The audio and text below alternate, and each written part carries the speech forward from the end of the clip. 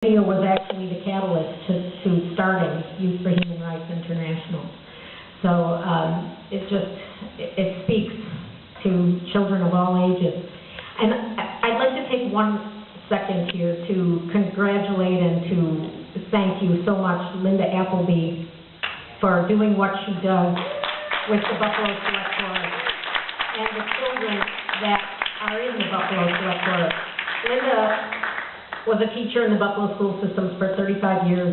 She retired recently, and she still dedicates her life to teaching children music, and she does it so professionally and so wonderful. Linda, we love you, and thank you. And kids, thanks for doing what you do, because if there were more programs like this, there wouldn't be a problem with violence and bullying. Linda, we salute you.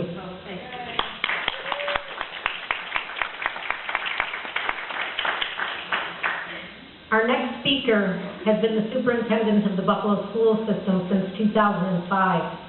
With over 39 years of experience as a teacher, a counselor, administrator, lecturer, and author, he began his teaching career in the District of Columbia Public Schools in Washington, D.C., and has gone on to win numerous awards for his educational prowess. Let's give a very warm welcome to the superintendent of the Buffalo schools, Dr. James A. Williams.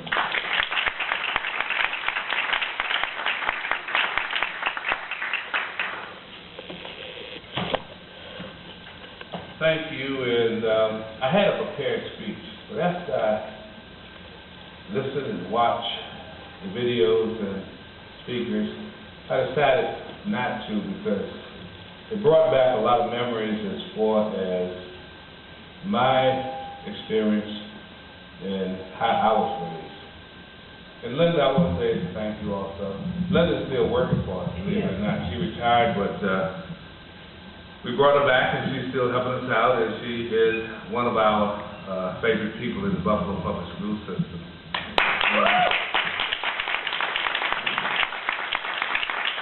And I met her in 2005, and she was playing and conducting the choir over at South Park High School, so thank you for all that you do.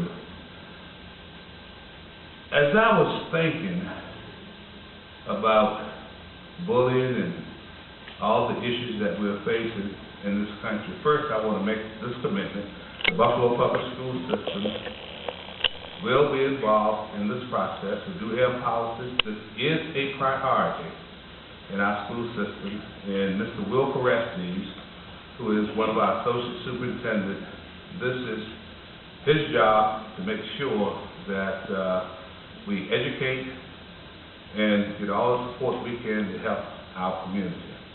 Now I want to make another commitment. During the week of Martin Luther King's birthday, I want to challenge this group. We have a basketball tournament, and the city schools play the suburban schools all day on that Saturday. And this year it will be at City Honors, the weekend of the 15th, newly renovated high school gymnasium. And I want to ask this group, for some of you to be present, and let's make sure we pass out these cards to every child, every adult that will be attending those games during the day.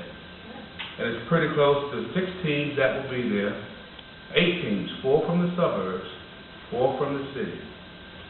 So we can expand this pledge across the region.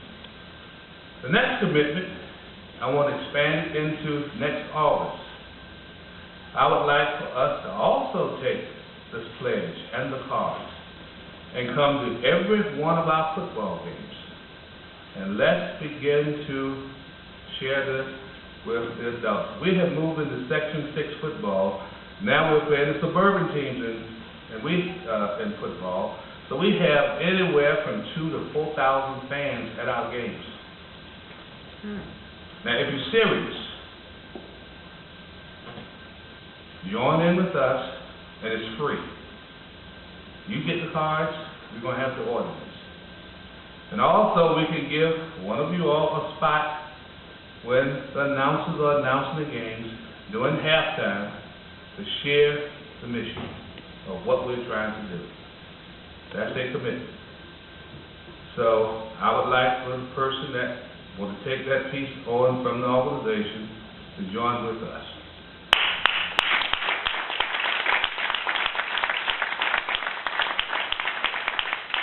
Now, how many of you in the audience know who Emmett Till is? Okay. Back in 1954, I was 10 years old, and Emmett Till was a young African-American male who was murdered, and he was, I think, 12 or 13, and beaten to death, tied weights around his ankles and around his waist, and thrown in the river because he looked at a white female in the South.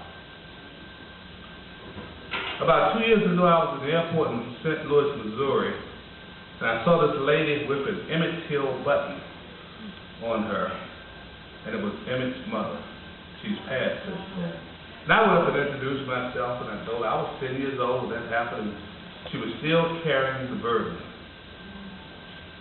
And I'm sharing this with you because what we're talking about tonight did not start when that young girl killed herself. This has been a problem in this country ever since it's been a country.